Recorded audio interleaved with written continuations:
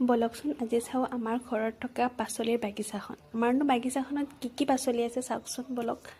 এয়া চব মোৰ শহুৰ দেউতাই কৰা কষ্টৰ মিঠা মিঠা ফল। বন্ধাকবিবিলাক ইমান ধুনীয়া হৈছে নহয়নে? আৰু এয়া হৈছে ফুলকবিবিলাক, এয়া জাষ্ট ওলাইছেহে ডাঙৰ হ'বৰ কাৰণে আৰু কেইটামান দিন লাগিব আৰু এয়া জাষ্ট ওলাইছেহে। মই ভিডিঅ'টোত আপোনালোকক দেখাবৰ কাৰণে ক্লিপটো লৈ ল'লোঁ আৰু এয়া দুটা এটাকৈ ওলাইছে ওলকবি।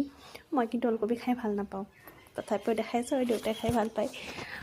তো সেয়াই আৰু ঘৰত থকা সতেজ সতেজ পাচলিবিলাক খাব পালেনো আৰু কি লাগে নহয়নে? এয়া হৈছে মূলা শাক, কেইদিনমান যোৱাৰ পিছত মূলাবিলাকো ডাঙৰ হ'ব আৰু এয়া ওচৰতে আছে লাই শাক। লাই শাকৰ ফুলবিলাক চাওকচোন ইমান ধুনীয়াকৈ মৰম লগাকৈ ফুলি আছে।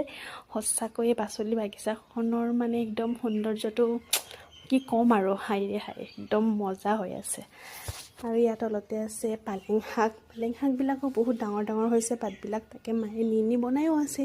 মই পিছে শাকো খাই ভাল নাপাওঁ হা, তথাপিও ভাল লাগে আৰু ঘৰত এনেকুৱা ফ্ৰেছ সতেজ সতেজ বস্তুবিলাক হ'লেনো আৰু কি লাগে।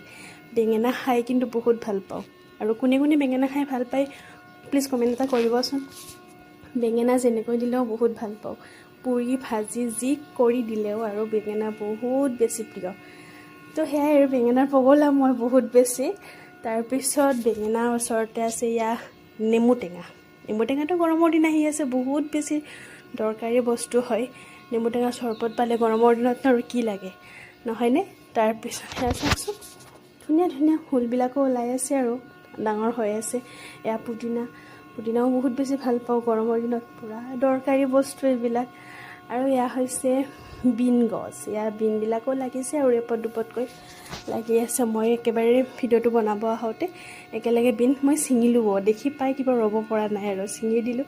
বহুত বেছি ভাল লাগে, ঘৰত হোৱা পাচলি দেখি উঠায়ো ভাল লাগে, ছিঙি ভাল লাগে নহয়নে?